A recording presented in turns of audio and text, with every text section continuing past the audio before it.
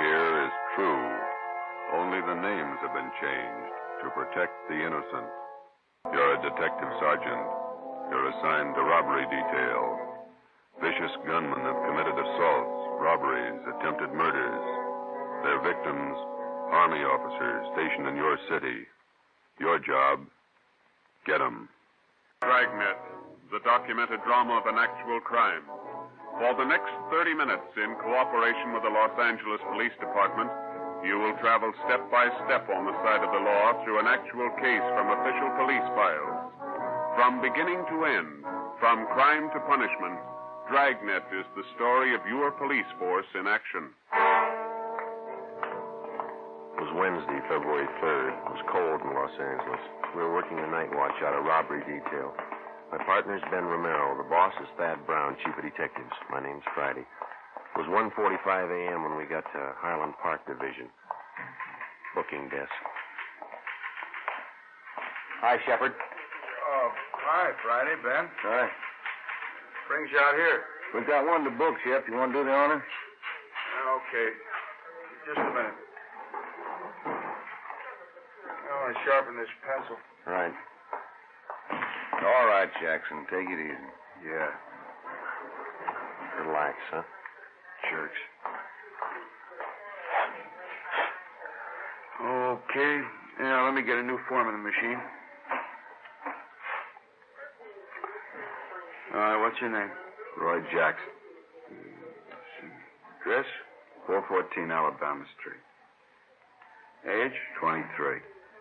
Location of arrest? 1730 West Hill, the old Ranger Tavern. Ranger Tavern. Time of arrest? 11:25 p.m. Charge? Suspicion 211 PC. PC. Come on, let's get this over with. Hey, you got lots of time. Let's check your property. All right, Jackson, everything out of your pockets. Put them on the desk.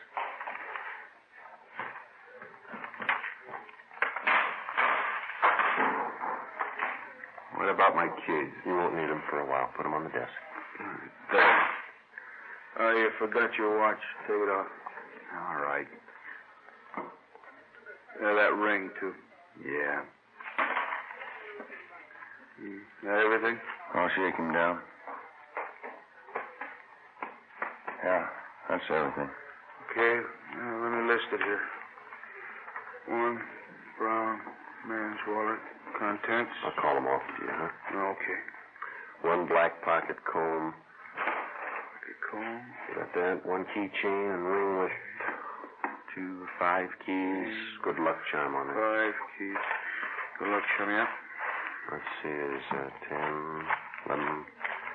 $11.63 in cash. 11.63. 1 man's wristwatch, Waltham. 1 man's ring. You got that? Yeah. Yellow metal, the ring. Ring. And a white stone. It's a diamond ring. That's gold. 1 man's fountain pen. Fountain pen. That's it. Yeah, okay. Just put all the stuff in the envelope.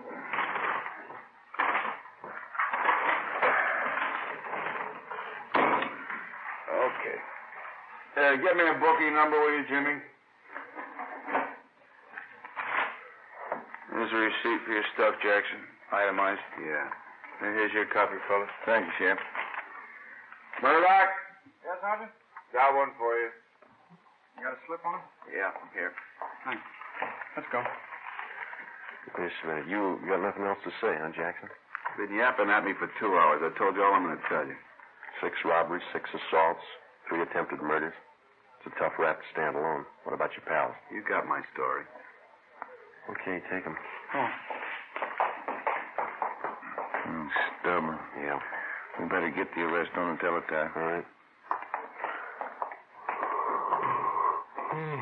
Boy, 2 a.m. It's a long day. Thad Brown coming in the door. Yeah. All right, Chief. Hi. What are you doing out here this time of the morning? On my way home. Thought I'd drop by and call the office. Forgot something. About Jackson. Do any good? Not much. He's got a story. He's sticking to it. Where'd you pick him up? Bar on Hill Street. We booked him here. It's out of the way. Jackson finger any of the gang? No, questioned him 2 hours. You think he got a smoke? No. No. Here you go. Well, let's go in this office. Sit down a minute. It's a good idea. My feet are killing me.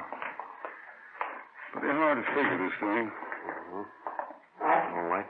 Yeah. Thanks. Gang of cheap hoods, armed with the teeth, slugging, shooting their way around town, coming from all directions. We got it fairly well narrowed down, and 9 out of the 10 jobs they pulled, they operated either in San Pedro, the central area, or Hollenbeck. Still haven't any idea why they pick Army officers for their victims. Jackson wouldn't tell us why. They're most still the same? They haven't switched? Not a bit. The hold-up men still dress as Army enlisted men. They steal a car, offer rights to officers, slug them, rob them, then shoot them. Same thing, 10 times over. Has the Army checked their personnel out at the fort? Keeping tabs on as close as possible. I don't think it's the work of any bona fide enlisted men, though. Well, we'll haul out Jackson and talk to him again in the morning. Maybe he'll be ready to tell us something by then. I'll stay after him. If you need any more men from Metropolitan to help out on this thing, let me know. Okay, Skipper. You better make that call and get home. Late. Yeah.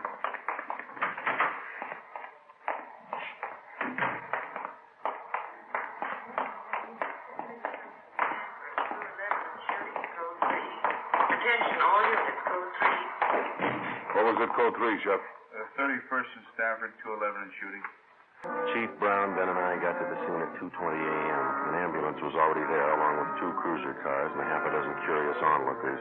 Lying face down on the dirt road about 15 feet off Stanford Avenue was a man dressed in an Army officer's uniform. He wore first lieutenant bars. His blouse had been half ripped off, and the side of his face was bruised and swollen. The back of his head showed the results of a vicious beating. There were 2 bullet wounds in his left shoulder. A few feet away, sprawled out on his back, was a major. He'd been brutally beaten, but he was still conscious. While the ambulance attendants gave first aid, we questioned him briefly. Both bodies were lying 30 feet from the interurban railway tracks.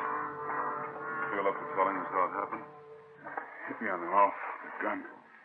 Can't talk too well. No, don't try to get up, Major. How's Lieutenant Kelly? He was with me. He'll be okay. They're getting him in the ambulance. We were hitchhiking downtown, Kelly and me.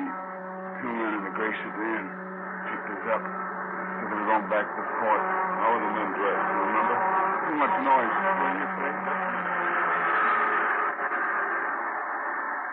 What was that? The PE train going by. Now, can you tell us about it? Enlisted men. Well, there's a tech sergeant, one private. He said they'd drive us back to the fort in a gray sedan Pontiac. Excuse me, Sergeant. Oh, sure. I'll have to take care of those face wounds. You can go ahead. Okay. Did you see the license number on their car? Too dark now. Gray sedan. Pulled guns, stopped the car here. Took our money, everything. This will sting a little. Yeah, it's good. You think you'd recognize the men if you saw them again? One was tall, 6'2", I guess. Think I know. They shot Kelly. He tried to run. They shot him. How is he? He's okay. Is there anything else you can tell us about the men? Ambulance is ready. I'll take him. We can talk to him later. All right, Rob. Yeah.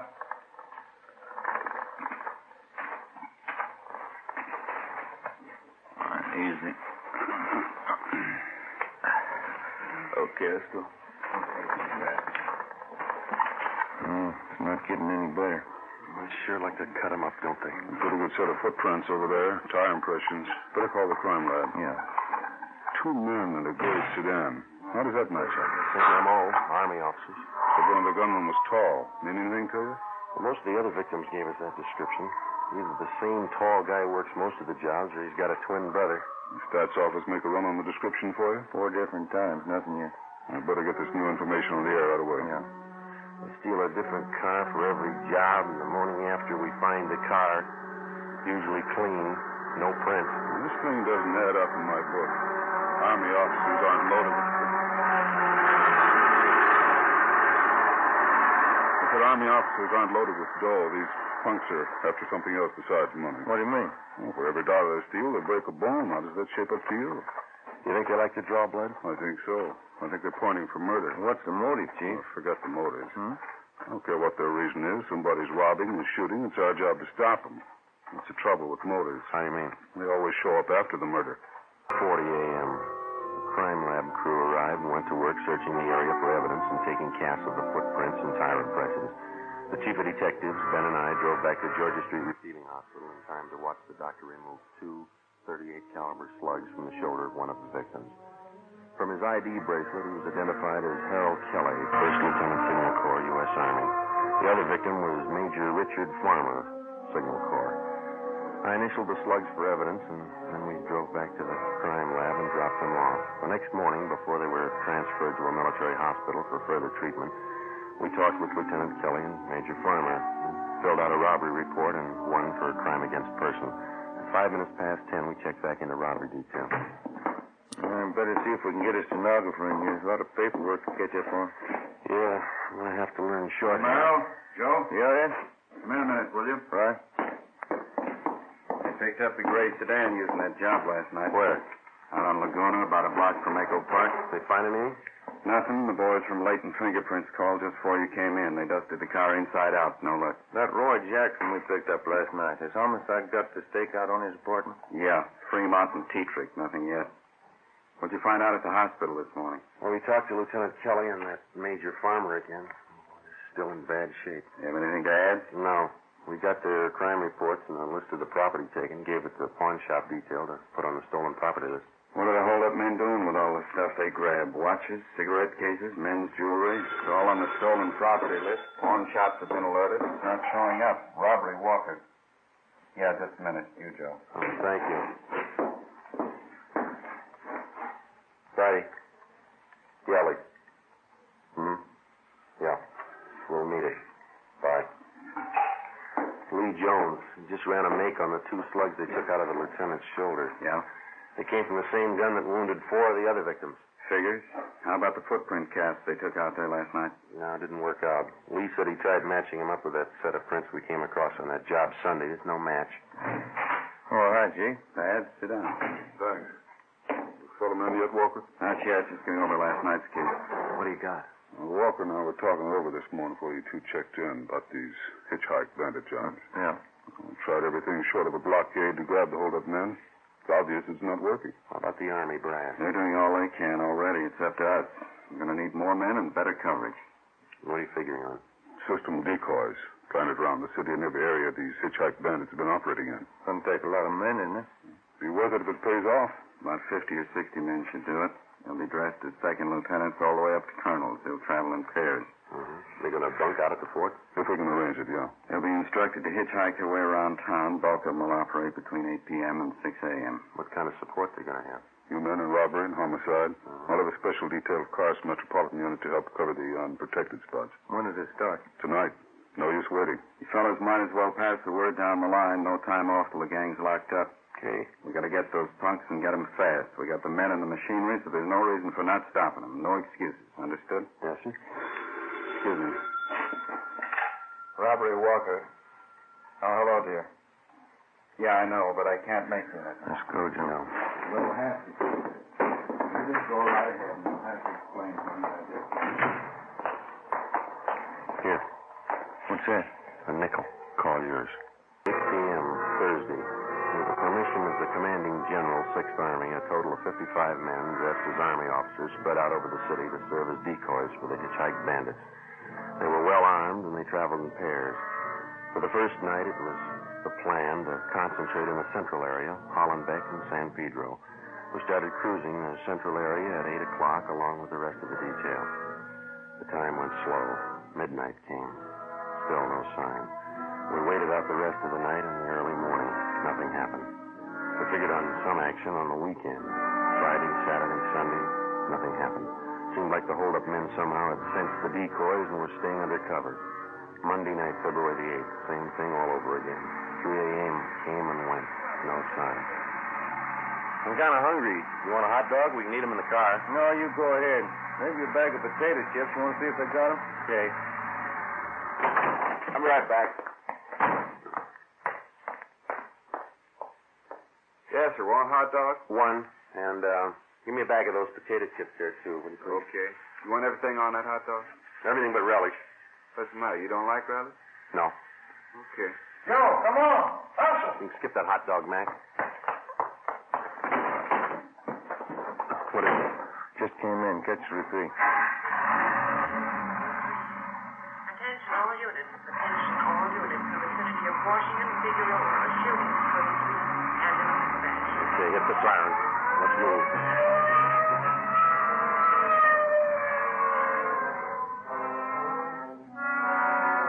When we got to the scene, neither of the two victims were identified as police decoys. One of them had already been placed in the ambulance. Ben went over to talk to him. The second victim was still lying in the street, his chest riddled with bullet wounds. Two figures bent over him, an ambulance attendant and a priest. On that heavenly Jerusalem where God shall wipe away the tears from your eyes, where there shall be no more sorrow, no more sickness, no more death, where you will live forever in possession of that happiness which the eye hath not seen nor the ear hath heard, neither hath it entered into the heart of man what things God hath prepared for them that love him. Same as that up, Joe. Hitchhike man. Yeah. The victim can't help us much. How about this man? Now, wait a In minute. the name of the Father, and of the Son, and of the Holy Ghost. Amen. There's your answer. Wednesday, February 10th. At the inquest, the murder victim was identified as Marine Corps Lieutenant Robert Paul Lawrence, age 24. The bullets removed from the body at autopsy were taken to the crime lab where the ballistics men ran them through. They were fired from the same gun used in the previous hold-up shootings by the hitchhike bandits. The companion of the victim at the time of his murder could add little to what we already knew as far as the descriptions of the gunmen were concerned. The following morning, Ben and I drove out to the home of the murdered man to interview his father, a colonel, Marine Corps, retired. Black wreath on the door. Yeah. It's a big house, isn't it? Mm-hmm.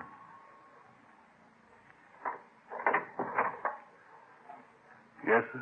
Police officer says this is Sergeant Friday. I'm Sergeant Romero. Oh, yes. I saw you the other day at the inquest. Yes, sir. We hate to bother you again, but we'd like to ask you a few questions. Yes. All right. Will you step in? Thank you. This way. He was a small man, well-built, with thick snow-white hair combed straight back and a neat white mustache well-trimmed. He walked deliberately with his shoulders thrown back as he showed us into a large living room richly furnished. A picture of the Battle of Belleau Woods hung over the large fireplace. The rest of the pictures in the room were of famous Marine Corps officers. Now, gentlemen, how can I help you? It's about your son, Robert. We didn't want to bother you at the inquest. Yes. I guess I don't have to tell you. Bob's death was a blow. Yes, sir. He's been staying here with me from time to time since my wife died last year. How's this big needs people? Just myself, the wife gone? Yes, sir. We'll only take a minute. You see, everything had been taken from your son, and we'd like to find out if you know what personal property he was carrying at the time he was... Well, I don't know. I guess he had the usual things, a few dollars, his wallet, St. Christopher medal, silver, his watch. Was the St. Christopher medal valuable? Oh, not too much, no, not monetarily. And that watch? Well, yes, that was worth something, a pocket watch.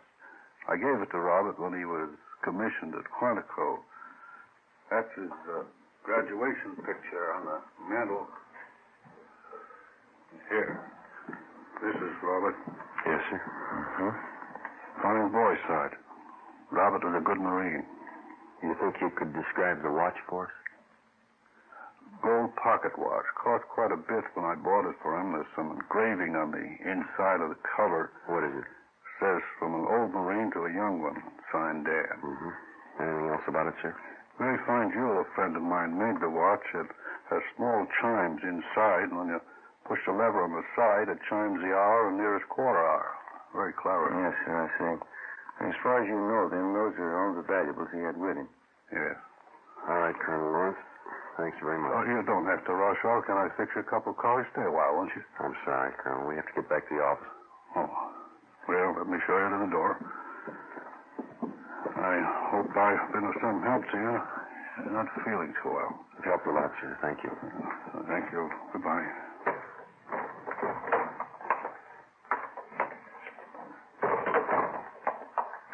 Nice home. Yeah. Beautiful furniture. Everything a man could want. Except the sun. For the next 6 days, we got nowhere. Both robbery and homicide details stayed at work on the case.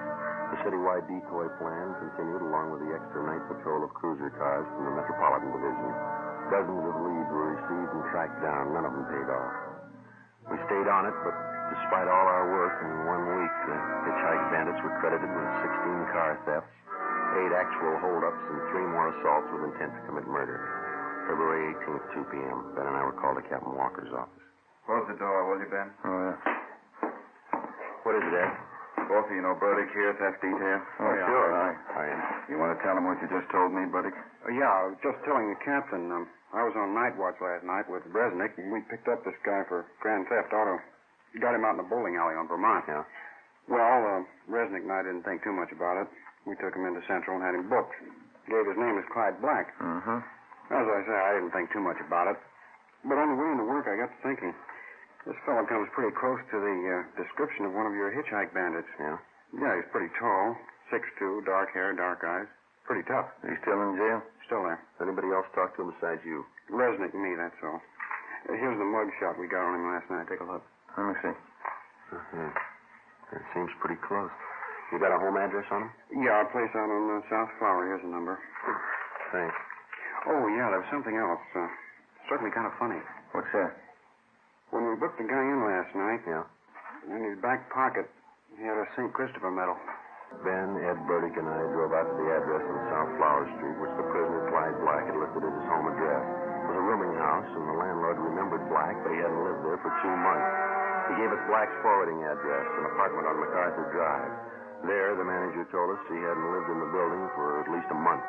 He had moved and left no forwarding address. We put tracers through on him with DMV, our business office, and with local merchants in the neighborhoods where he had lived. By 6:30 p.m., we had an answer. An apartment on Pico Boulevard, just east of Alvarado. At 7 o'clock, we were on our way up in the elevator to the 3rd floor of the apartment house.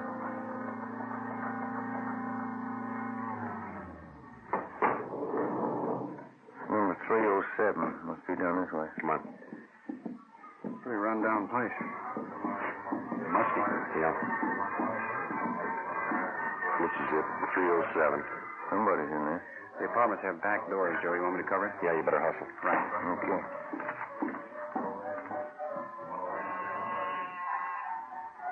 Stop talking. Yeah, what is it? Mailman, registered letter. Okay. Give me. Police officers. Move your guys. Stop, Joe. Hey, They're going out the back, Ben. Watch it. Burdick got him stopped out back. All right, you now cut it. let me go. Let me go. That's one of them. One more, Joe, here. There were 3. All right, let's go inside. Come on. Yeah. That's all of them. Watch them, will you, Bertie? Yeah. All right, let's look around, huh? Yeah.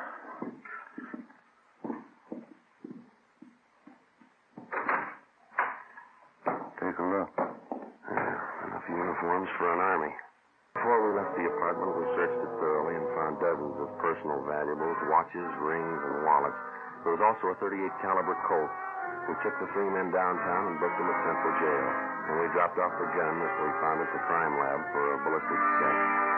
8:35 p.m. We brought suspect Clyde Black to the interrogation room. Captain Walker, Ben, and I confronted him with the evidence. Here you are, Black. Take a look at these.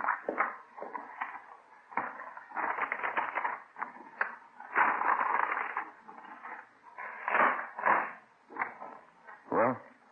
They're not mine. We know that. Never saw them before. Watches, jewelry, wallets, they were found in your apartment, all of them. They weren't.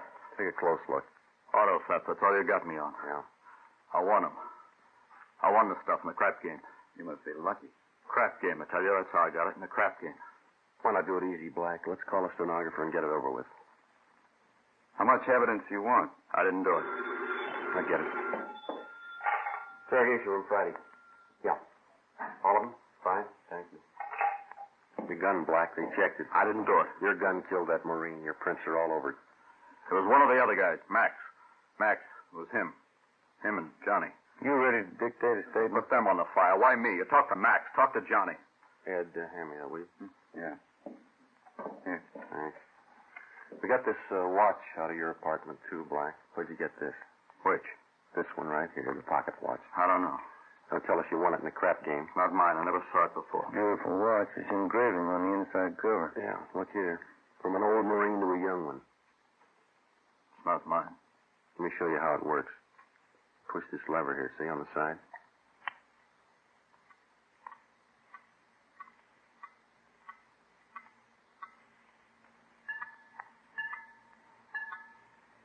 Well, how about it? I hated them. I hated all of them. Everything about them. That lieutenant. I had to kill him. He was going to get away. I had to kill him. I had to. Why'd you pick on officers? They had it coming. Pushing guys around. I hated them. I hated every lousy bone in their bodies. I'll get the stenographer. Yeah. Then knock off and go home. You too, then. I had to kill him. I hated him. I'll tell them that. I'll tell them like I told you, just like I told you. Yeah, they'll believe you, mister. The story you have just heard was true. Only the names were changed to protect the innocent. On June 17th, trial was held in Superior Court, Department 87, City and County of Los Angeles, State of California. Clyde Black and the other 4 members of the Hitchhike Bandit gang were tried and convicted in Superior Court on 1 count of murder and several counts of robbery and assault with intent to commit murder. All 5 are now serving life terms in the state penitentiary. You have just heard Dragnet, a series of authentic cases from official files. Technical advice for Dragnet comes from the Office of Chief of Police W.A. Wharton, Los Angeles Police Department.